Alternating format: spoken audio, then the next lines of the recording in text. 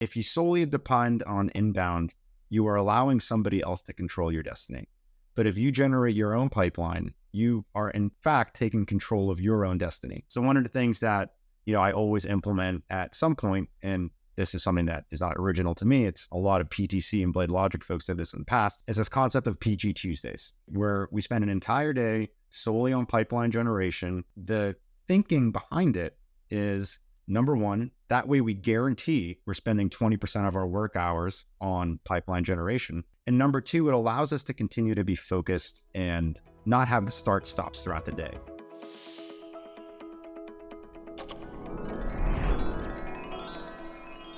Hi, Kareem. I'm so excited to have you here today. Maybe to start out, we can just have you introduce yourself. Yeah, I'm super excited to be here as well. So my name is Kareem Agha. I'm the head of sales at a company called Haus. And I've been in sales now for about 15 years, but really dating back all the way back to when I was 12 years old.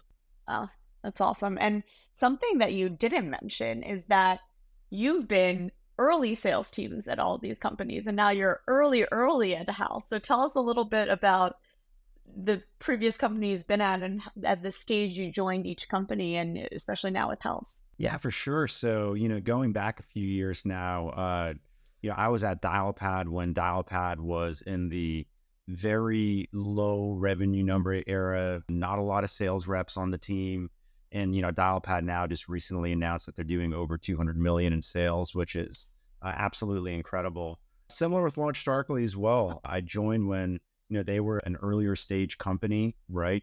During my time there, they crossed $100 million in revenue and raised, I think it was over $200 million in venture capital funding as well. And now currently at House, our sales team is a mighty team of 3 people. Our entire company in general is just 25 people, and we're a Series A company. So, I've always had a passion in joining earlier stage companies and watching them scale and helping them grow. It's super impressive. Not many people and not many salespeople can figure out how to go from really, really, really early and scale the sales team and the motion across these companies. And you now you didn't just do it once, but now you're doing it 3 times. So I am extremely impressed. I'd be curious for you, what are some of the learnings or the playbooks that you picked up from going super early stage? Now you're starting essentially founder-led sales, and then you're going to actually a sales team. What is that? And we're in the same process now at Pocus, but I know you are doing it now and have done similar motions before. Tell me a little bit about what that playbook and that journey looks like. Yeah, for sure. So, there's always a common thread with earlier stage companies, and it's that the sellers who maybe are first time sellers or have been with the company since day one tend to sell on features and functions and not so much on value and outcomes, right? And I found that tends to be a reflection of having been very close to the founder or been very close to the product, right? Because nobody can replicate the way a founder sells, their passion and their enthusiasm and their knowledge of the product, right? So that tends to trickle down to sort of the first wave of sellers who try and, to a degree, mimic what the founder was doing, but in reality, nobody will ever be able to mimic what the founder is doing. But they tend to find success early on. But as the company grows and scales, you need to start to pivot away from features and functions and start to sell on value and outcome. The second common thread I see with early stage companies as well is that there tends to be maybe an over reliance on inbound leads, right? There tends to not be more of this sort of outbound pipeline generation culture. A lot of the deals tend to come their way, or inbound leads tend to come their way, which leads to folks not doing a lot of the outbound activity that they should be. So I found that generally the first step in scaling a sales team is moving them away from selling features and functions and selling value and outcome, which in turn will lead to a higher ASP because you're selling an ROI statement, you're not selling a feature. And then second is moving them away from having a reliance on inbound leads and towards generating their own pipeline. And it's a really easy story to sort of sell, right, as a leader, which is eventually inbound leads dry up, right? Either A, your demand generation team is going to start to hit diminishing marginal returns on their ad spend. So they won't be generating as many inbound leads for the dollar spent, which, by the way, is a problem that Haus can solve. Or B, as the company grows and scales, you hire so many reps that the leads per rep just naturally starts to dwindle down through scale. So by getting ahead of the curve and selling that story to the sales team, it enables them and empowers them to say, all right, we're going to take control of our own destiny and not wait for these things to inevitably happen to us. Those are two really good tactical insights that I can definitely empathize with and see from previous founders and other friends that are CEOs that have transitioned off to head of sales. So those are two great insights. I'd be curious. So you say, we can't rely on inbound. We now need to focus on outbound. What does that look like? Do you have to change the compensation structure or incentive structure for the reps to get them going outbound? Do you hire a new set of BDRs that are only focused on outbound? And how long do you think it usually takes to get that outbound motion going? Yeah. So, the infrastructure to set up outbound takes a little bit of time, right? So first, you need to create your messaging. So number one, what are the personas that we're selling to, right? And what do they care about? Oftentimes there's multiple personas in a sales cycle. So we need to identify A, who are those people? And B, what do they care about?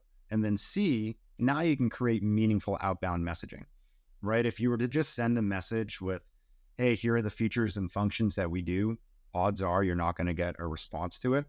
But if you can understand the person that you're selling to's incentives, what they care about, and then how your product aligns to it, you still may not get a response to your email, and odds are you won't. But after 10 to 12 touches, your percent chance of getting a response is so much higher if you can empathize and put yourself in your customer's shoes rather than just saying, hey, here's what we do and here's how we do it better, right? Which just tends to be most folks' outbound messaging. The second thing that I have found is it's aligning incentives for sure, which ties back to a comp plan, but more so it's about building a culture around pipeline generation, right? Like you really need to get people bought into this is the way that we will be successful in moving forward, right? And also it's a way for us to control our own destiny. I always like to mention to our sellers that if you solely depend on inbound, you are allowing somebody else to control your destiny. But if you generate your own pipeline, you are in fact taking control of your own destiny, right? And therefore, any lead that comes inbound is sort of just icing on the cake. So one of the things that, I always implement at some point, and this is something that is not original to me, it's a lot of PTC and Blade Logic folks did this in the past, is this concept of PG Tuesdays, right? Where we spend an entire day solely on pipeline generation. And the thinking behind it is, number one, that way we guarantee we're spending 20% of our work hours on pipeline generation. And number two, it allows us to continue to be focused and not have the start stops throughout the day, right? If you only do pipeline generation for an hour and then you do a meeting and then you have something internal, the start stops make it really hard to shift around. Whereas if you spend an entire day on pipeline generation, you just get much more meaningful output on it. That is super insightful. I really appreciate PG Tuesdays and might be stealing that. For these pipe gen or outbound days or initiatives, you were doing this at PLG companies, Dial Pattern Launch Darkly, where in theory they have lots of product qualified leads or self-serve signups. Were you doing what I would call warm outbound to users already on the product, or were you doing purely cold outbound, or was it a mix of both?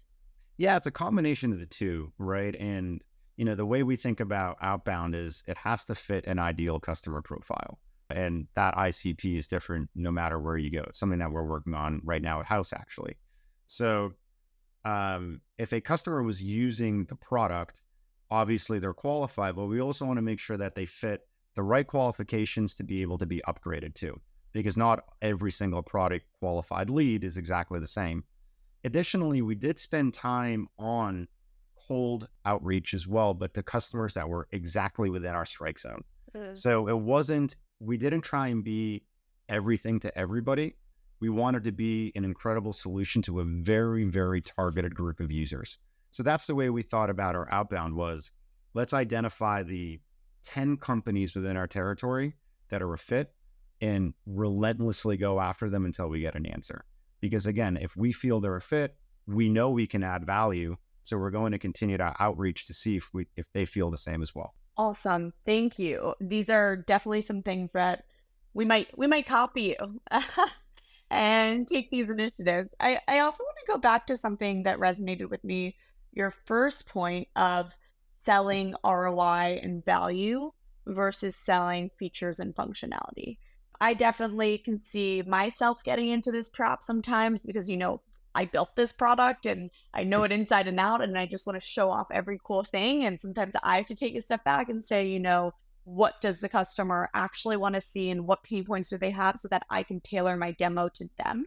I'd be curious how you have helped other kind of founders or early sellers on this journey to move away from features and functionality to value and ROI. Yeah, the reality is founders and CEOs are going to do whatever they want, right? So I'm not going to change the way our CEO sells or his or her process, right? Like at the end of the day, it has worked for them and they're a very unique person. You're a very unique person. You can sell, you're the only person in the company that can sell the way that you do, right? So I am not going to change that, but nobody else can replicate what you do. So that's the reason why our sellers need to be equipped with selling on value and outcome, especially in an economy that we're in today, right? Where every single dollar is being scrutinized and spent. The CFO is more involved than he or she has ever been, right? So there needs to be a rock solid ROI statement in the product that you're positioning. Otherwise, your buyer is going to buy something that has a stronger ROI statement or something that's more pressing. Additionally, in terms of founder selling and rep selling, folks are just excited to talk to founders, right? Nobody's actually excited to talk to a salesperson. So if a salesperson isn't adding incremental value on that call in delivering something that the buyer hasn't seen, which is an ROI statement and how to properly evaluate the product, then they're going to go on to the next thing. Because at the end of the day, if a seller isn't acting as a consultant, or an advisor, they just get pushed to the side. It's a great point. And how do you actually codify this and train on this for your early sellers? Or maybe you just hire people that know how to do this and say, go. But what does that look like for you at Haus right now? Because you're really just starting to build out the team. Yeah. So to your point, it's a little bit of the two, right? So number one, in terms of like, as we think about ideal customer profiles, there's also an ideal candidate profile too. So we're very deliberate in the folks that we want to recruit and bring onto the team. So that's for sure. And, I have always said talent is the most important thing that we do as a leader in recruiting the right people and retaining our top performers as well. It's the most important part of my job as a leader. Second, in terms of how are we getting this into the process, it all starts with the discovery call. Like the discovery call truly is the foundation of your deal. And we focus a lot on, I've been through Command of the Message training, I think 4 times now. And we focus a lot on this basic methodology of how are you doing things today? What are the negative consequences of the way you're doing things today? What's your ideal state? What are the positive business outcomes associated with that state? And then how would you measure success, right? Those are the basic fundamental questions of discovery that never change. Whether you're selling a tool like Haus or Pocus or whatever, those questions never, ever change. And then from there, there's nuances and most importantly, active listening to then ask those second and third and fourth level questions to really dig into pain.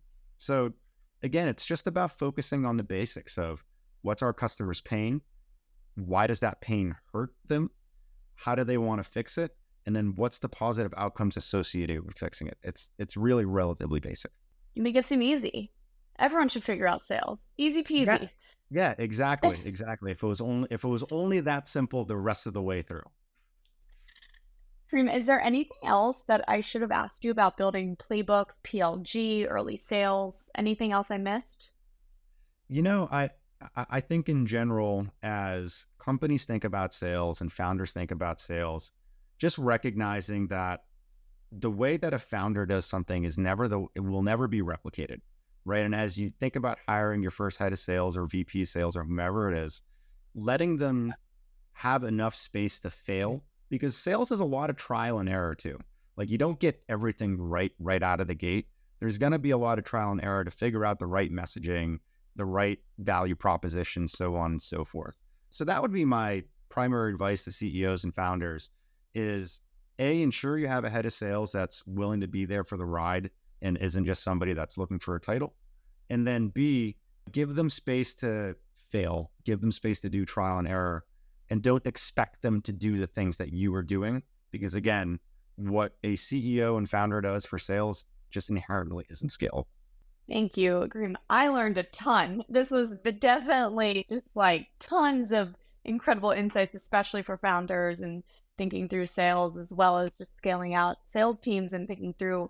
And love that we talked about outbound even in PLQ businesses. So I appreciate this.